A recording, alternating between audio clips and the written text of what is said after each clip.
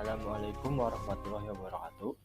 Perkenalkan, nama saya Teguh Sutanto dengan NPM 2110010108. Saya di sini menyampaikan tentang materi 5. Langsung saja kita mulai ke daftar isi. Ya, kalian bisa lihat sendiri daftar isinya ada ekuivalensi dan konsekuensi logis, konjungsi dan disjungsi jamak, substitusi dan substitusi jamak, kesimpulan dan daftar pustaka. Masuk ke materi yang pertama, yaitu ekuivalensi dan konsekuensi logika. Ekuivalensi logika adalah dua atau lebih pernyataan menjemuk yang memiliki arti kebenaran yang sama. Jika P dan Q adalah kalimat-kalimat yang ekuivalen, maka dituliskan VQ. Jika VQ, maka QV juga ekuivalen logis. Kapan dikatakan suatu ekspresi logika ekuivalen logis? Jika kedua ekspresi logika adalah tautologi. T dan T adalah tabel kebenaran.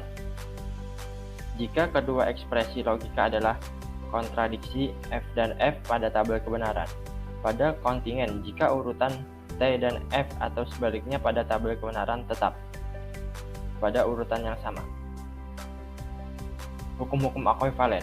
Kita bisa lihat ada hukum komunikatif, hukum distributif, hukum asosiatif, hukum identitas, hukum dominasi atau ikatan, hukum negasi, hukum involusi atau negasi ganda, hukum independen, hukum De Morgan, hukum absorpsi atau penyerapan, hukum transformasi, hukum negasi B dan S. Selanjutnya masuk ke konsekuensi logika. Konsekuensi logis sering dianggap satu pemikiran sangat dasar dalam logika, adalah hubungan selang suatu kalimat atau proposisi dan kalimat lain proposisi sewaktu kalimat yang terakhir mengikuti kali. Contoh, kermit berwarna hijau. Konsekuensi logis dari semua katak berwarna hijau dan kermit adalah seekor katak. Berikutnya, konjungsi dan disjungsi jamak. Konjungsi jamak adalah kalimat yang mengandung kata penghubung and atau dan yang lebih dari satu. Disjungsi jamak adalah kalimat yang mengandung kata penghubung or atau yang lebih dari satu.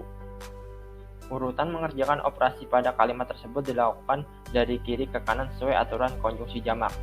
A1 dan A2 dan A3 dan A4 seterusnya sampai dengan AN. Disjungsi jamak. A1 atau A2, A3, A4 atau seterusnya sampai dengan AN. Berikutnya yaitu substitusi dan substitusi jamak. Substitusi adalah operasi pengganti subkalimat dari suatu kalimat dengan subkalimat yang lain. Adalah dua jenis substitusi. Yang pertama, substitusi total. Jika A, B, C adalah kalimat, maka A, B ke C adalah kalimat yang dihasilkan dengan mengganti seluruh kemunculan B di A dengan C. Yang kedua ada substitusi parsial.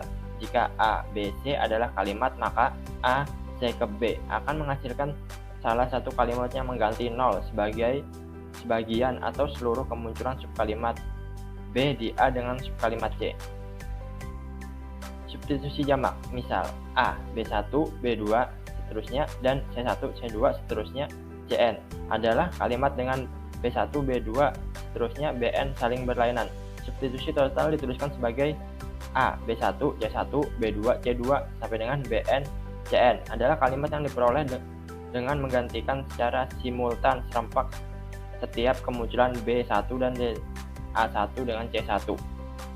Substitusi parsial dituliskan sebagai A, B1, C1, B2, C2, Bn, Cn adalah kalimat yang sangat diperoleh dengan menggantikan 0, 1 atau lebih kemunculan B1 di A1 dengan C1. Ya, berikut adalah kesimpulan dari semua materi yang saya bawakan. Kalian bisa baca sendiri. Dan ini adalah daftar pustaka. Ini adalah daftar pustaka dari materi yang saya dapat. Sedangkan ini adalah biodata saya. Kalian bisa menghubungi nomor saya atau email saya. Ya, sekian presentasi dari saya. Wassalamualaikum warahmatullahi wabarakatuh.